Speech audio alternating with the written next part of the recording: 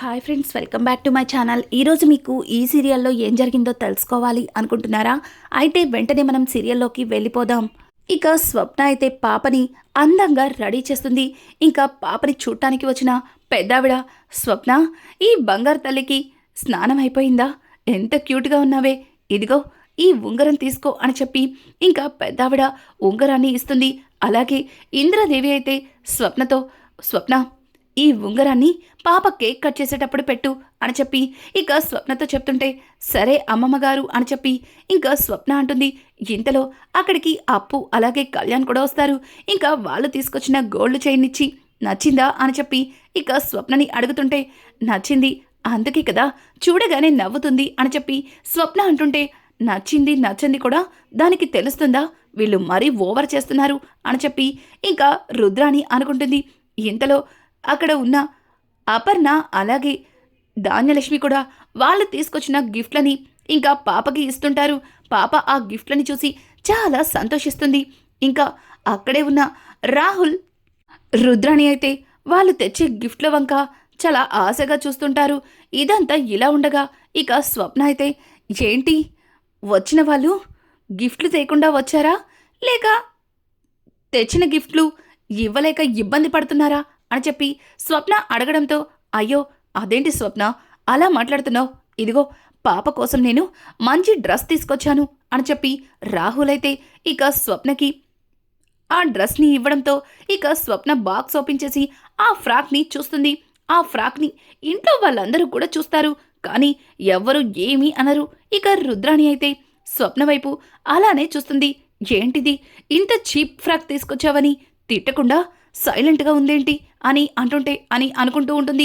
ఇక స్వప్న అయితే, రాహుల్, నిజంగా నువ్వు పాప కోసం ఫ్రాక్ తెస్తావని అస్సలు అనుకోలేదు, ఇది చాలా బాగుంది అని అంటుంటే, రాహుల్, ఇదేంటి తిట్టిద్దనుకుంటే బాగుందని పొగుడుతుందేంటి, కనీసం వీళ్ళైనా ఏమైనా అంటారేమో చూద్దామని చెప్పి ఇక వాళ్ళ వైపు కూడా చూస్తుంటే, వాళ్ళు కూడా ఏం మాట్లాడకుండా, స్వప్న, పాపకి ఈ ఫ్రాకే వెయ్యి, ఇది వాళ్ళ నాన్న పాప కోసం చాలా ప్రేమగా తీసుకొచ్చారు అని చెప్పి ఇక అందరూ కూడా అక్కడి నుంచి వెళ్ళిపోతుంటే, రుద్రాణి, ఏంట్రా ఇది, అసలు అందరూ కలిసి నా మనవరాలకి ఇంత చీప్ క్వాలిటీ గౌన్ వేస్తారని అంటారేమో అనుకుంటే ఎవరు కూడా ఏమనట్లేదు అని అంటుంటే, రాహుల్, మమ్మీ, వీళ్ళ మొహాలకి ఇదే ఎక్కువని అనుకుంటున్నారేమో, అందుకే ఎవరు ఏమీ అనలేదేమో అని చెప్పి ఇంకా రాహుల్ మాట్లాడతాడు. రుద్రాణి అయితే, రేయ్, ఒకవేళ వాళ్ళు మాట్లాడినా మాట్లాడకపోయినా నా మనవరాలికి మాత్రం ఇంత చీప్ క్వాలిటీ గౌన్ వేస్తే మాత్రం అస్సలు నాకు ఇష్టం లేదు అని చెప్పి స్వప్న దగ్గరికి వెళ్ళి, స్వప్న, ఈ ఫ్రాక్ వద్దులే, ఇదిగో నేను తెప్పించిన ఫ్రాకే అని చెప్పి ఇక రుద్రాణి అయితే మరొక ఫ్రాక్ని ఇంకా స్వప్న చేతిలో పెట్టి అక్కడి నుంచి వెళ్ళిపోతుంది. స్వప్న తనలో తను నవ్వుకుంటూ, నాకు తెలియదనుకుంటున్నారా మీ ప్లాన్, ఇందాక మీరిద్దరూ కలిసి మాట్లాడుకున్నదంతా విన్నాను, అందుకే ఈ ఫ్రాక్ చాలా బాగుందని అందరితో అనిపించాను అని చెప్పి ఇక స్వప్న అయితే తన మనసులో అనుకుంటూ, చిట్టి తల్లి, బంగారు తల్లి, ఇదిగో మీ నాన్న నీ కోసం ఫ్రాక్ తీసుకొచ్చి ఆస్తి మొత్తాన్ని కొట్టేయాలని చూస్తున్నాడు, కానీ మనం ఊరుకుంటామా అని చెప్పి ఇక స్వప్న అయితే చిన్న పాపతో మాట్లాడుతూ ఇద్దరు కూడా హ్యాపీగా నవ్వుకుంటారు. ఇక ఇది ఇలా ఉండగా రాజైతే కావ్య చుట్టూ తిరుగుతూ ఉంటాడు. ఇంకా కావ్య రాజ్ అలా తిరగడం చూసి తనలో తను నవ్వుకుంటూ ఉంటుంది. రాజ్, కళావతి గారు, ఏంటండి ఎప్పుడు నేను చెప్పడమేనా, మీరేం మాట్లాడరా అని అంటుంటే, అదేంటండి, నేను ఆల్రెడీ మాట్లాడుతూనే ఉన్నాను, అయినా ఇప్పుడు ఇంత బిజీలో మీతో ఏం మాట్లాడాలండి అని అంటుంటే, అది కాదండి, నిన్న రేవతి గారిని ఫంక్షన్కి పిలిచినందుకు నాకు థ్యాంక్స్ చెప్పారు కదా నైటు, అలా ఏదైనా హెల్ప్ చేస్తే థ్యాంక్స్ చెప్తారని అని చెప్పి ఇక రాజైతే కావ్యని అంటూ ఉంటే, కావ్య, ఏంటి ఏమంటున్నారు అని అంటుంటే, మీరు భలే వాళ్ళండి, వెంటనే మర్చిపోతారా, అయినా థ్యాంక్స్ భలే చెప్పారండి, అస్సలు అనుకోలేదు, అసలు మీ పద్ధతులు ఇంత బాగుంటాయని నేను అస్సలు ఊహించలేకపోయాను, కళావతి గారు, మీరేదన్నా పని చెప్పండి, ఇట్టే ఇట్టే చేసేస్తాను అని చెప్పి రాజైతే ఇక కావ్యని కాకా పట్టడానికి తెగ ట్రై చేస్తుంటాడు. అది చూసిన రుద్రాణి, రాహుల్, ఏంట్రా, రాజ్ని చూస్తుంటే నాకు చాలా విసుగ్గా అనిపిస్తుంది. అసలు రాజేనా ఇట్లా చేస్తుంది అనిపిస్తుంది. కావ్య అంటేనే ఇష్టం లేని రాజ్ కావ్య చుట్టూ కుక్క పిల్లలా తిరుగుతున్నాడు. అసలు రాజ్ని ఈ కావ్య ఇట్లా మార్చేసిందేంట్రా అని చెప్పి రుద్రాణి అంటుంటే రాహుల్, మమ్మీ వాళ్ళ గురించి మనకెందుకు, ఇంకాసేపట్లో రేవతి ఇక్కడికొస్తుంది, తర్వాత ఇంట్లో ఒక చిన్న యుద్ధమే జరుగుతుంది అని అంటుంటే రుద్రాణి కూడా, అందుకే కదా నేను కూడా ఎదురు చూస్తున్నాను. ఇక ఎంత ఫాస్ట్గా అంటే అంత ఫాస్ట్గా కేక్ కట్ చేసేయాలి అని చెప్పి ఇక రుద్రాణి అయితే అందరినీ హడావుడి చేస్తుంది. ఇక అపర్ణ, పర్వాలేదే, రుద్రాణికి మనవరాలి మీద బాధ్యత బాగానే వచ్చింది, తన కేక్ కటింగ్ కోసం బాగానే కష్టపడుతుంది అని చెప్పి ఇక అపర్ణ అయితే ఇందిరాదేవితో మాట్లాడుతూ ఉంటుంది. ఇక ఇది ఇలా ఉండగా ఇక్కడ చూస్తే రేవతి అలాగే జగదీష్ ఫంక్షన్కి రావడం కోసం మాట్లాడుకుంటూ, అనవసరంగా బాబుని తీసుకెళ్లొద్దు అన్నావు అని అంటుంటే రేవతి, వద్దండి, అక్కడ అమ్మ వాళ్ళు నన్నేమన్నా అంటే వాడు కూడా బాధపడతాడు, అందుకే ఇక బయలుదేరదాం అని చెప్పి ఇక రేవతి అలాగే జగదీష్ ఇద్దరు కూడా ఫంక్షన్కి అయితే బయలుదేరతారు.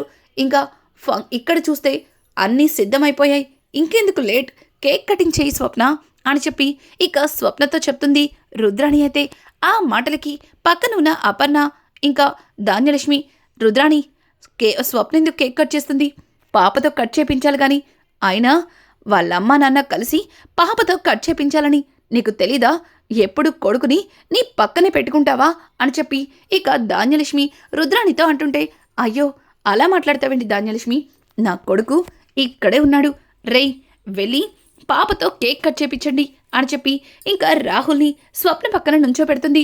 ఇక ఇంతలో కావ్య, ఆగండి ఆగండి, అప్పుడే కేక్ కటింగ్ ఏంటి, ఇంకా రావాల్సిన వాళ్ళు రాలేదు అని చెప్తుంటే ఆ మాటలకి ఇంకా అపర్ణ, ఏంటి రావాల్సిన వాళ్ళు రాలేదా, అందరం ఇక్కడే ఉన్నాం కదా, ఇంకా ఎవరు రాలేదు అని అడుగుతుంటే, అదేంటత్తయ్యా, మనం రేవతి గారిని కూడా ఈ ఫంక్షన్కి పిలిచాం, తను వస్తుంది అని అనేలోపే ఇక ఇంటి ముందు ఆటో వచ్చి ఆగుతుంది. ఆటోని చూసిన కావ్య, అదిగో రేవతి గారు వచ్చేసినట్టున్నారు అని అనుకుంటూ ఇంకా కావ్యని ఎదురెళ్ళడానికి ముందుకెళ్తుంటే రేవతి అలాగే జగదీష్ ఇద్దరు కూడా ఆటోలోంచి కిందకి దిగుతారు. వాళ్ళని చూసిన అపర్ణ, సుభాష్ ఒక్కసారిగా షాక్ అయిపోతారు. ఇంకా రుద్రాణి అయితే, ఇప్పుడు అసలు మజా ఉంటుంది, ఇప్పుడు అపర్ణ వదిన ఆ రేవతి మీద విరుచుకుపడ్డం చూసి ప్రశాంతంగా హ్యాపీగా ఎంజాయ్ చేయొచ్చు. రే రాహుల్, ఇప్పుడు మన టైం స్టార్ట్ అయింది అని చెప్పి ఇక రుద్రాణి అయితే అపర్ణ దగ్గరగా వెళ్ళి, వదినా ఏంటి వీళ్ళు రేవతి రేవతి అంటుంటే ఎవరో అనుకున్నాను, కానీ నువ్వు పిలిచింది మన రేవతినా, అంటే రేవతిని క్షమించేశావన్నమాట, అంతేలే, కూతురు ఎన్ని తప్పులు చేసినా క్షమించాలి కదా, పర్వాలేదులే వదినా, రేవతిని క్షమించి ఇంటికి రమ్మని చెప్పడం నాకు చాలా సంతోషంగా ఉంది, నా మనవరాల వల్ల ఈరోజు మళ్ళీ మన కుటుంబం అంతా ఒక్కటవుతుందన్నమాట అని చెప్పి రుద్రాణి అయితే సూటిబూటి మాటలతోనే ఏదో రేవతి మీద జాలి పడుతున్నట్టుగా అపర్ణ దగ్గర రెండు రకాలుగా మాట్లాడుతుంది. ఇక అపర్ణ, రుద్రాణి అని గట్టిగా అరవడంతో, ఏంటొదినా ఏమైంది, నువ్వే దగ్గరుండి మరి రేవతిని పిలిచాను అన్నావు, అంటే నీకు రేవతి మీద కోపం పోయిందేమో అనుకున్నాను, కానీ నీకు రేవతి మీద ఇంకా కోపం అలాగే ఉందని తెలుసుకోలేకపోయాను, అయ్యయ్యో అనవసరంగా అదేది తెలియక రేవతి వచ్చేస్తుందే అని ఇక రుద్రాణి అయితే తెగ ఓవర్ చేస్తుంది. ధాన్యలక్ష్మి, రుద్రాణి కాస్త నువ్వు నోరు మూసుకుని ఉంటావా అని చెప్పి ఇంకా ధాన్యలక్ష్మి అయితే, అక్క రేవతిని చూసి చాలా రోజులైంది కదా, తనని చూస్తుంటే నాకు చాలా సంతోషంగా ఉంది అని ధాన్యలక్ష్మి అంటుంది. ఇంకా ప్రకాశం కూడా, అవును రేవతి ఇప్పటికీ అప్పటికి ఒకేలా ఉంది అని చెప్పి ఇక ప్రకాశం కూడా రేవతిని ప్రేమగా చూస్తాడు. ఇంకా ఇందిరాదేవి అయితే రేవతి వస్తుందేంటి అన్నట్టుగా ఆశ్చర్యపోతూ చూస్తుంటే కావ్య, నేనే రమ్మన్నాను అని చెప్పి కాళ్ళతో సైగ చేస్తుంది. ఇక ఇందిరాదేవి అయితే, ఎందుకే ఇలా చేసావు, ఇప్పుడు అపర్ణ రేవతిని ఏమంటుందో ఏంటో, పైగా జగదీష్ని చూస్తే సుభాష్కి కోపం ఎక్కువ అవుతుంది, నాకెందుకో కంగారుగా ఉంది, ఎందుకు ఇలా చేసావు అని చెప్పి ఇక ఇందిరాదేవి అయితే కావ్యతో అంటుంటే కావ్య, అమ్మమ్మ గారు మీరేం కంగారు పడకండి, అత్తయ్య గారితో నేను మాట్లాడతాను, ఈరోజు తల్లి కూతులని ఒక్కటి చేస్తాను అని చెప్పి కావ్య ముందుకొచ్చి, అత్తయ్య మీరు నిన్న ఫోన్ చేసి రమ్మన్న రేవతి గారు ఈవిడే నన్ను, అక్కని, పాపని కూడా ప్రాణాపాయ స్థితి నుంచి కాపాడారు. ఒకవేళ రేవతి గారే మమ్మల్ని కాపాడి ఉండకపోతే ఈరోజు మేం బ్రతికుండేవాళ్ళమే కాదు, అలాగే ఈ సంతోషాలు కూడా మన ఇంట్లో ఉండేవి కాదు అని చెప్పి కావ్య అంటుంది. కానీ ఇక అపర్ణ మొహంలో అస్సలు ఎక్స్ప్రెషన్స్ మారో, చాలా కోపంగా రేవతిని చూస్తూనే ఉంటుంది. ఇక రేవతి గుమ్మం దగ్గరకొచ్చి లోపల అడుగు పెట్టబోతుంటే ఆగు అని గట్టిగా అరుస్తుంది. ఒక్కసారిగా రేవతి భయంతో గుమ్మం దగ్గరే ఆగిపోతుంది.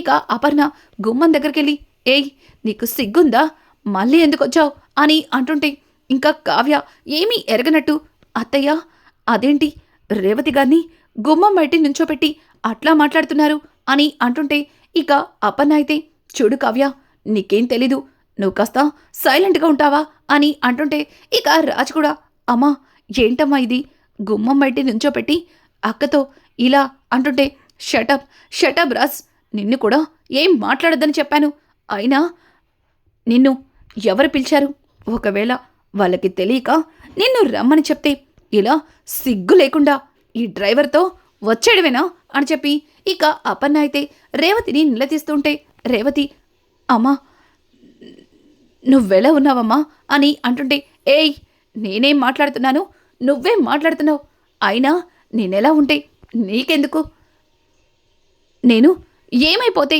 నీకెందుకు, మమ్మల్ని కాదనుకునే కదా వీడితో వెళ్ళిపోయింది, ఇప్పుడు నా కోసం నా క్షేమాల కోసం అడుగుతున్నావా, ముందిక్కడి నుంచి వెళ్ళిపో, నువ్వు చచ్చావని ఆ రోజే నీళ్ళొదులుకున్నావు, మళ్ళీ ఏం మొహం పెట్టుకుని ఇక్కడికొచ్చావు అని చెప్పి ఇక అపర్ణ అయితే రేవతిని నిలదీస్తూ ఉంటే సుభాష్ చాలా కోపంగా తల పక్కకి తిప్పుకొని ఉంటాడు. ఇంకా రేవతి అయితే సుభాష్ దగ్గరికి వచ్చి, నాన్న మీరెలా ఉన్నారు, బాగున్నారా అని అడుగుతుంటే, ఎవరే నీకు నాన్న, మమ్మల్ని కాదనుకొని వాడితో వెళ్ళిపోయిన రోజే నీకు మాకు ఉన్న బంధం తెగిపోయింది, ఇప్పుడు మళ్ళీ కొత్తగా నాన్న అంటూ మమ్మల్ని వరసలు పెట్టి పిలవకు అని చెప్పి ఇక అపర్ణ అయితే రేవతిని బయటకు గెంటైపోతుంటే, రేవతి ఆగమ్మా ఆగు, వెళ్ళిపోతాను, వెళ్ళే ముందు ఒక్క మాట, మిమ్మల్ని మళ్ళీ చూస్తానా లేదా అని అనుకున్నాను, కానీ మిమ్మల్ని చూశాను, నాకు చాలా సంతోషంగా ఉంది అని చెప్పి రేవతి చాలా బాధగా జగదీష్ని తీసుకుని అక్కడి నుంచి వెళ్ళిపోతుంటే ధాన్యలక్ష్మి రేవతి అని ఇక రేవతిని పిలవబోతుంటే అపర్ణ ఎవరు పిలవద్దన్నట్టుగా చేతినిలా చూపిస్తుంది. ఒక్కసారిగా అందరూ సైలెంట్ అయిపోతారు. ఇక కావ్య ఆగండి వదినా అని చెప్పి రేవతిని ఆపుతూ ఉంటే, అపర్ణ కావ్య నీకింతకు ముందే చెప్పాను మాట్లాడొద్దు అని, అంటే నేనంటే గౌరవం లేదా, నా మాటకి విలువ లేదా అని అంటుంటే ఇక రేవతి, వద్దు వద్దు కలవతి, నన్ను ఆపద్దు, నన్ను ఇక్కడికి పిలిచినందుకు నాకు చాలా సంతోషంగా ఉంది, అమ్మని నాన్నని మీ అందరినీ చూశాను, చాలు చాలు నాకు ఈ సంతోషం అని అనుకుంటూ ఇక రేవతి అయితే జగదీష్ని తీసుకొని అక్కడి నుంచి వెళ్ళిపోతుంటే ఒక్కసారిగా రాజ్, అమ్మా ఏంటమ్మా ఇది, అసలు నువ్వేం చేస్తున్నావో నీకేమన్నా అర్థమవుతుందా అని చెప్పి ఇంకా రాజైతే అపర్ణతో అంటుంటే కావ్య కూడా, అవునత్తయ్య, ఆ రోజు నన్ను, అక్కని, అలాగే పాపని లారీ గుద్దకుండా కాపాడింది రేవతి వదినే, తనే కనుక లేకపోతే మా పరిస్థితి ఏమయ్యేదో ఆలోచించండి, మన ఇంట్లో ఈరోజు ఈ సంతోషాలకి కారణం రేవతి వదినే, ఆ రోజు రేవతి వదిన ఏదో చిన్న పొరపాటు చేసిందని మీరు తనని ఇలా శిక్షించడం కరెక్ట్ కాదు, ఒక్కసారి ఆలోచించండి అని చెప్పి ఇక కావ్య అయితే అపర్ణకి సర్ది చెప్పడానికి ప్రయత్నిస్తుంది.